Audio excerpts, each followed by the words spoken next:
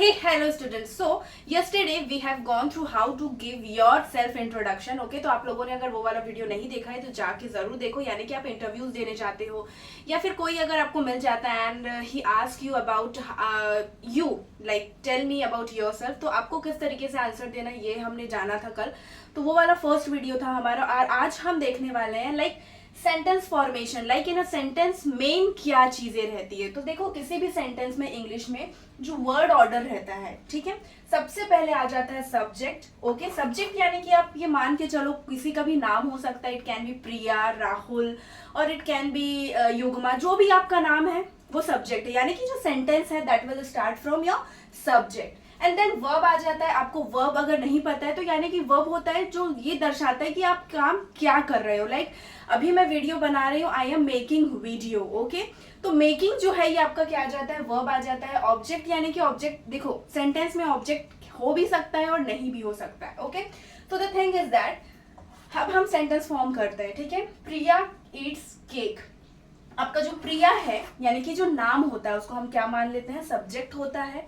ठीक है, ईट्स यानी कि क्या हो जाएगा आपका यहाँ पे वर्ब हो जाएगा. Then cake is object here.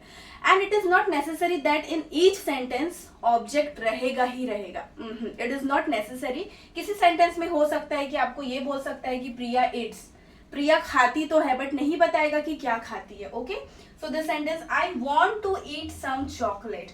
आई यानी कि मैं, वॉन्ट मतलब जब हमारा मन कर, मैं चाहता हूं, तब हम सेंटेंस में क्या लगाते हैं, वॉन्ट लगाते हैं. टू इट यानी कि मैं खाना चाहता हूं क्या, कुछ chocolates. Okay, some chocolates. Then आपका थर्ड देखो, she tied her shoelace. She यानी कि ये किसके लिए यूज हो रहा है, ये थर्ड पर्सन है. मुझे शी यानी कि पता चलना चाहिए कि हाँ लड़की के बारे में बात हो रहा है, बट यहाँ पे पर्टिकुलर कौन सी लड़की इसके बारे में आपको नहीं बताया जाएगा. ठीक है, टाइड यानी कि क्या हो जा रहा है, कोई भी चीज जब हम बांधते हैं राइट, तो उसको हम क्या करते हैं, टाइड बोलते हैं. यानी कि जैसे जब आप आपके भाई की जो कलाई होती है उस पर राखी बांधोगे तो उसको हम क्या बोलते हैं, टाइड बोलते हैं.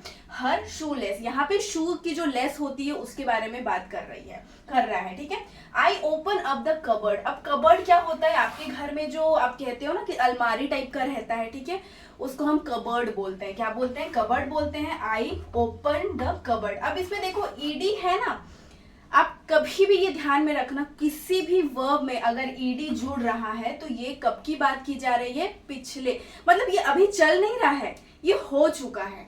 ठीक है, ये क्या हो गया, हो चुका है. तो कोई भी चीज जब हो जाती है तो उसमें हम क्या लगाते हैं, ईडी लगाते हैं. आई ओपन द कबर्ड, मैंने कबर्ड ओपन किया था.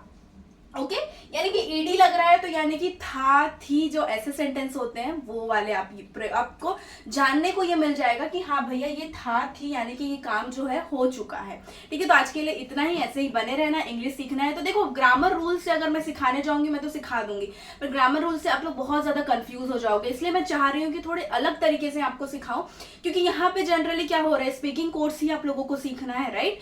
तो इसलिए मैं ग्रामर के रूल्स थोड़े थोड़े जो मुझे लग रहे हैं कि हाँ बहुत मतलब इंपॉर्टेंट है उसके तरफ मैं आपको झुकाऊंगी, और उससे आप क्या करोगे, इंग्लिश स्पीकिंग कोर्स पूरा फुल्ली कर लोगे. ग्रामर के भी जो टॉपिक्स हैं वो भी मैं कवर करवाऊंगी. ओके, तो अगर आप लोगों को इंग्लिश सीखनी है तो प्लीज फेसबुक पेज को सब्सक्राइब कर लो. Bye bye.